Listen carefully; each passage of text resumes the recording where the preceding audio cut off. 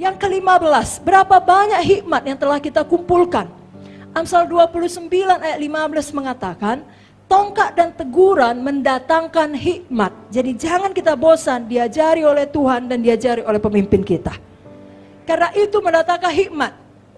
Hikmat adalah hal yang membedakan antara orang Kristen yang dewasa dan orang Kristen yang tidak dewasa. Amsal 4 ayat 7 berkata, permulaan hikmat adalah perolehlah hikmat, dan dengan segala yang kau peroleh, perolehlah pengertian. Jadi di sini kita dinasehati untuk memperoleh hikmat, mengumpulkan hikmat. Hikmat mengubah orang yang lugu atau seorang anak menjadi seorang yang dewasa rohani, yang memiliki kebijaksanaan. Tuhan Yesus sendiri bertumbuh di dalam hikmat. Tatkala hikmat Tuhan semakin bertumbuh, Alkitab menuliskan dia semakin dikasihi oleh Bapa dan oleh manusia. Saya bacakan Lukas 2 ayat 52. Yesus makin bertambah besar dan bertambah hikmatnya dan besarnya, dan makin dikasihi oleh Allah dan manusia. Hikmat juga membuat Tuhan Yesus bertambah kuat di dalam rohnya. Lukas 2 ayat 40. Anak itu bertambah besar dan menjadi kuat, penuh hikmat dan kasih karunia Tuhan ada padanya. Saudaraku, kitab Amsal di dalam Alkitab ini adalah salah satu kitab yang sangat spesial. Kitab ini penuh dengan hikmat raja-raja. Karena Amsal ini ditulis oleh seorang raja kepada anaknya yang dipersiapkan menjadi raja pula. Jadi nasihat yang diberikannya di dalam buku Amsal adalah untuk membentuk seorang raja yang baik di masa yang akan datang. Dan sekarang kita harus mengerti, semua kita dipanggil Tuhan menjadi seorang raja. 1 Petrus 2 ayat 9 berkata, kamulah bangsa yang terpilih, imamat rajani, bangsa yang kudus, umat kepunyaan Allah. Oke, jadi imamat yang rajani. Dalam Wahyu 1 ayat 6 dikatakan, Tuhan telah membuat kita menjadi suatu kerajaan, menjadi imam-imam bagi Allah Bapanya. Wahyu 3 ayat 21 mengatakan, barang siapa menang, ia akan kududukkan bersama-sama dengan aku di atas tahtaku, sebagaimana aku pun telah menang dan duduk bersama-sama dengan Bapakku di atas tahtanya.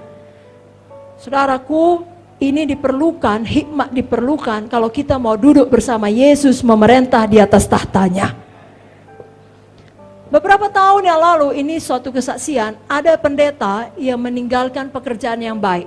Ya, kalau kita di Indonesia mungkin katakanlah bisnismen yang berhasil atau PNS yang sudah tinggi tingkatannya untuk menyambut panggilan Tuhan dan menjadi hamba Tuhan full timer. Tapi di satu waktu setelah sekian lama melayani, dia patah semangat dan dia mengeluh kepada Tuhan, Tuhan, kenapalah kau suruh aku meninggalkan pekerjaanku yang baik, sedangkan aku hanya punya jemaat sangat sedikit.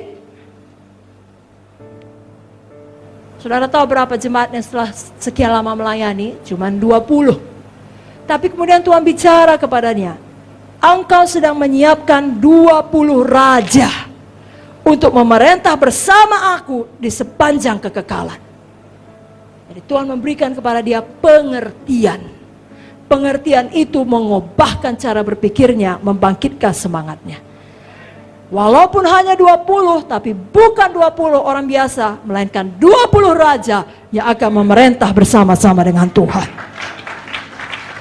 Jadi kita perlu sekali memiliki hikmat pengertian. Itu langsung mengubah cara berpikir kita.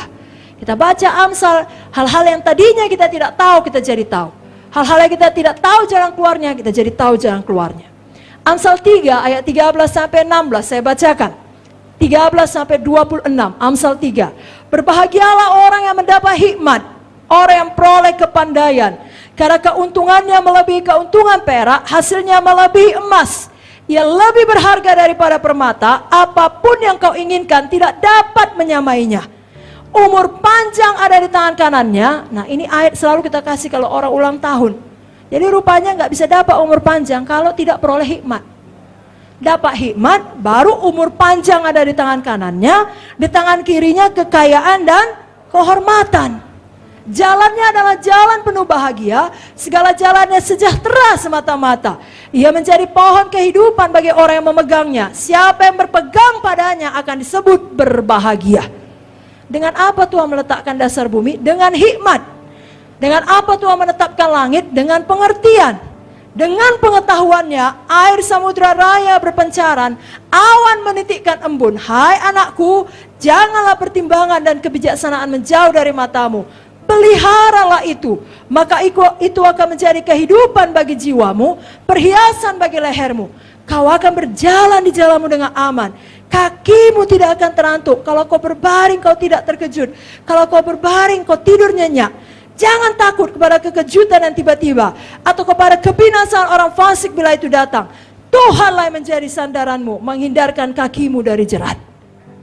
Saudara, kalau kita buka kembali buku 2 Tawarikh, pasal 1 ayat 7-13, kita akan melihat pada waktu Salomo mempersembahkan persembahan, Tuhan menampakkan diri kepadanya dan bertanya, apa yang kau inginkan? Aku pasti kabulkan. Salomo meminta hikmat dan pengertian.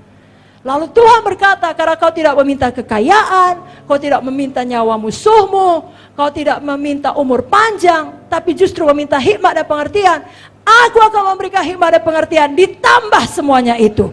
Sebelum engkau tidak ada seperti engkau, sesudah engkau tidak ada seperti engkau. Hari ini pun kita minta hikmat. Yakobus 1 ayat 5 berkata, jikalau ada yang kekurangan hikmat, hendaklah ia memintanya kepada Tuhan. Biar kita merindukan hikmat sehingga kita meminta hikmat. Mari kita angkat tangan kita deklarasikan. Saya minta hikmat dari Tuhan. Saya bertumbuh dalam hikmat Tuhan. Itu lebih berharga dari ribuan emas. Saya latih diri saya membaca buku Amsal setiap hari, sehingga saya lebih berhikmat. Amin. Amin, saudara.